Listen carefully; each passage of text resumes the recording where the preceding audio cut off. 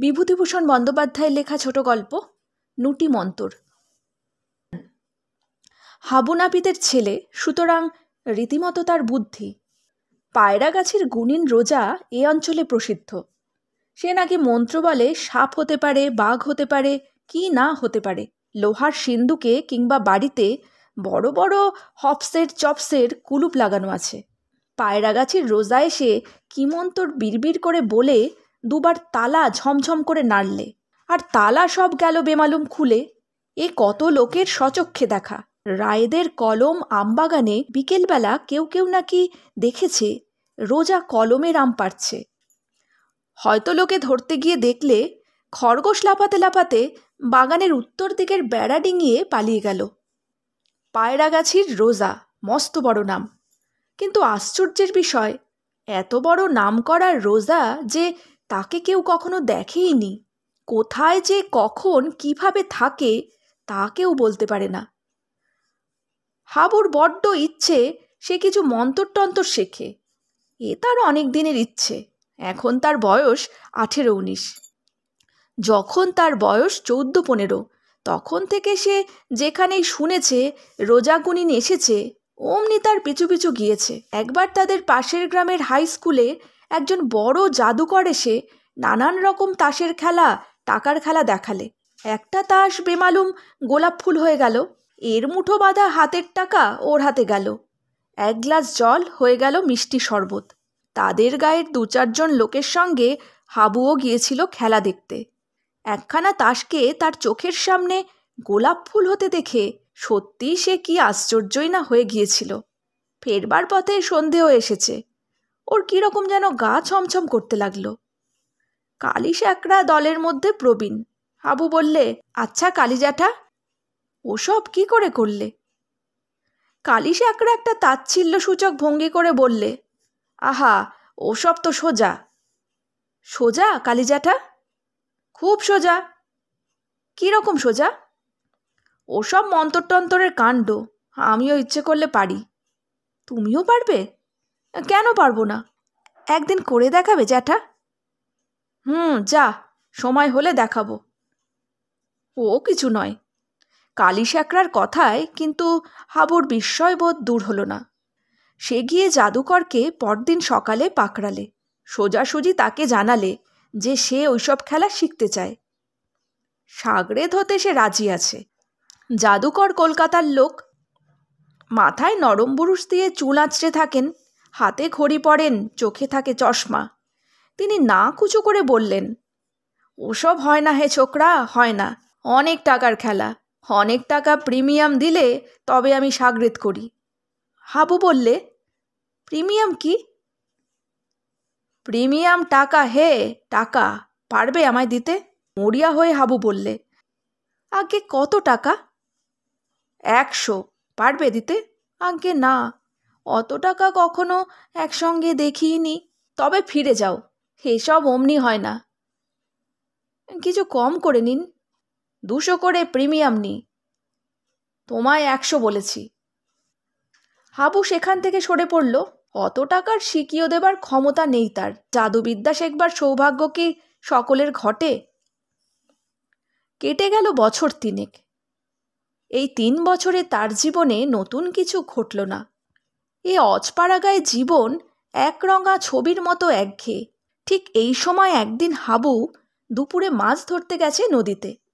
এমন সময় দেখলে একটা লোক আমবাগানের ছায়ায় বসে আপন মনে কতগুলো ঢিল নিয়ে খেলছে।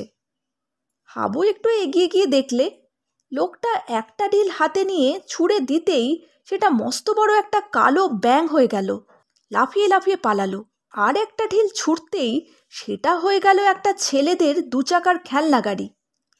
কিন্তু সে গাড়ি গড়গড় করে গড়িয়ে চোখের বাইরে অদৃশ্য হলো।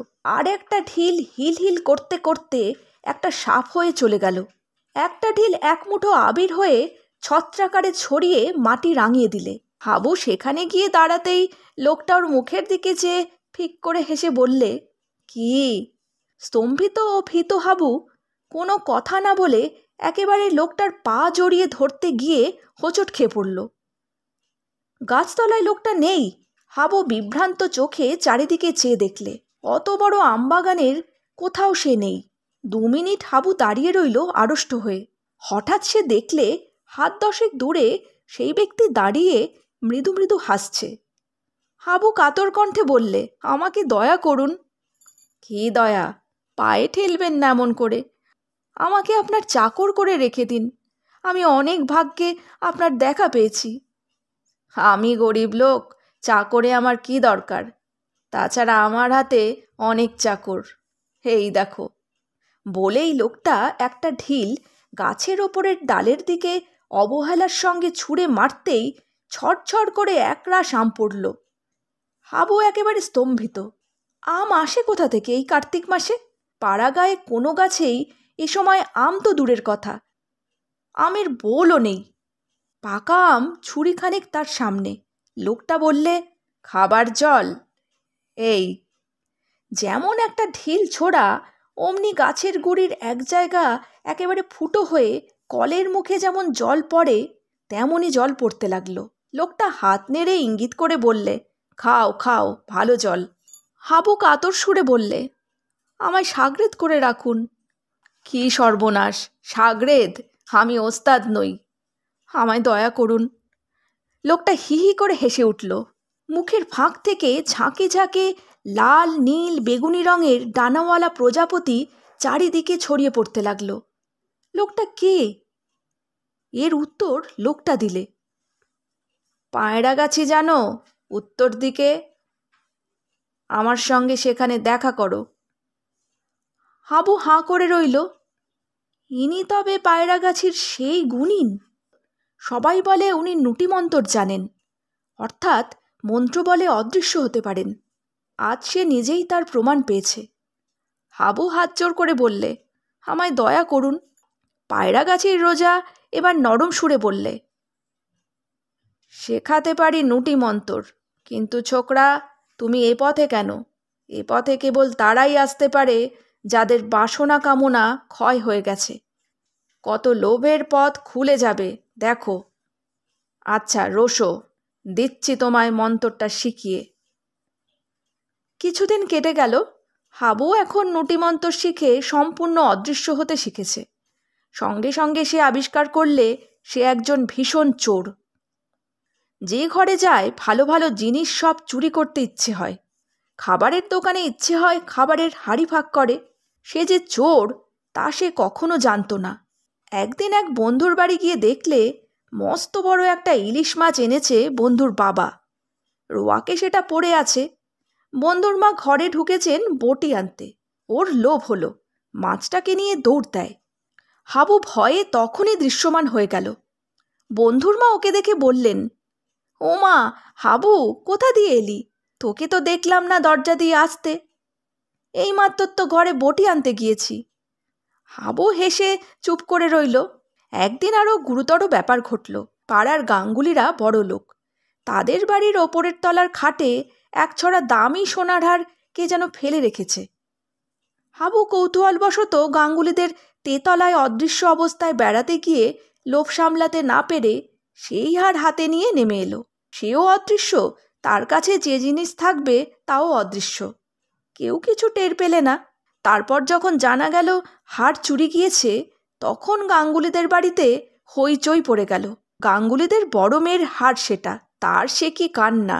সবাই মিলে তাকে অপমান উৎপীড়ন করতে লাগলো। সে কেন এত অসাবধান, কেন সে হার খাটের ওপর ফেলে রেখেছিল। অবশেষে সন্দেহ গিয়ে পড়ল এক বৃদ্ধা দাসীর ওপর। তার ওপরেই শুরু হলো নির্যাতন। পুলিশে খবর দিয়ে তাকে ধরিয়ে দেওয়ার ব্যবস্থাও হতে লাগলো। কিন্তু হাবুর সবচেয়ে অসহ্য হলো গাঙ্গুলিদের মেয়ের সেই হাপুস নয়নে কান্না। মেয়েটির সঙ্গে তার স্বামীর বনিবনাও নেই, বাপের বাড়ি পড়ে থাকে। এমন মেয়ের কোনো মান থাকে না বাপের বাড়ি।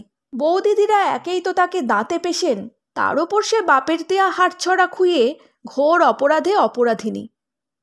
হাবু অদৃশ্য হয়ে সব দেখছিল। হারও তার পকেটেই ছিল।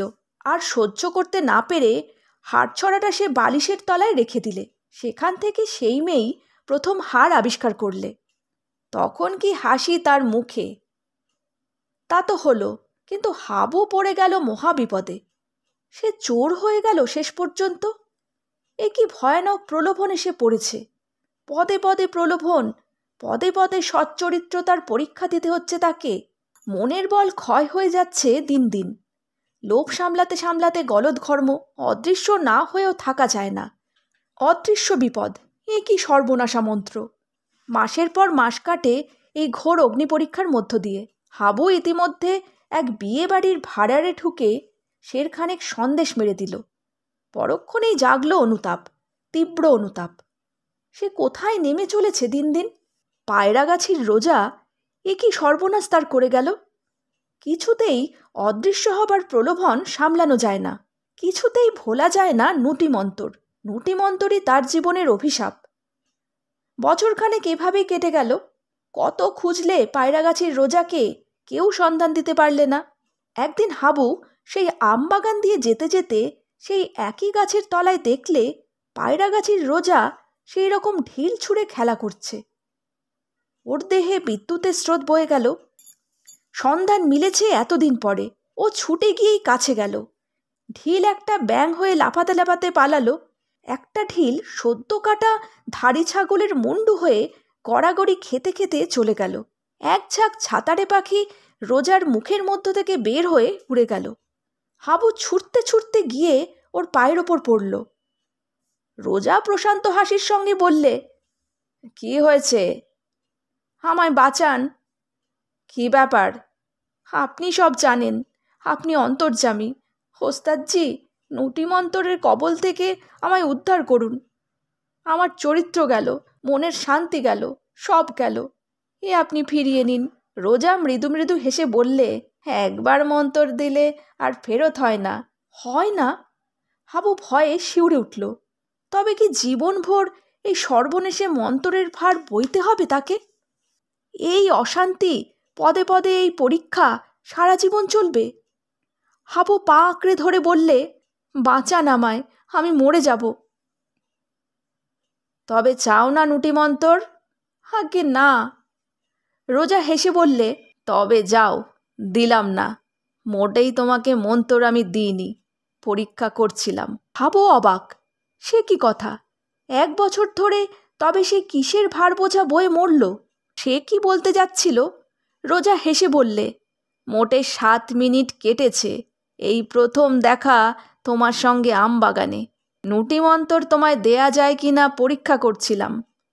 আমি আজ 20 বছর এই মন্তরের ভার বয়ে আসছি, আর তুমি এর দায়িত্ব 7 মিনিটও নিতে পারলে না। হাবু বললে, তবে আমি গাঙ্গুলিদের বাড়ি হাট চুরি করিনি, ময়রার দোকানের খাবার খাইনি চুরি করে। তবে আমি... না, মোটে 7 মিনিট কেটেছে। আমার সামনে ছাড়া তুমি কোথাও যাওনি। এই তো প্রথম তোমার সঙ্গে আমবাগানে। বলে কি! হাবু আড়ষ্ট হয়ে দাঁড়িয়ে রইল। পায়রাগাছির গুনিন হা হা করে হেসে উঠল। সঙ্গে সঙ্গে এক ঝাঁক চামচিকে তার হাঁ করা মুখের মধ্য থেকে পটপট শব্দ করে ইতস্তত উড়ে গেল। বিভূতিভূষণ বন্দ্যোপাধ্যায়ের লেখা ছোট গল্প নুটিমন্তর এখানেই শেষ হলো। যদি আমার গল্প পাঠ আপনাদের ভালো লেগে থাকে, লাইক, শেয়ার, কমেন্ট আর সাবস্ক্রাইবের মাধ্যমে চ্যানেলটির সাথে অবশ্যই থাকবেন।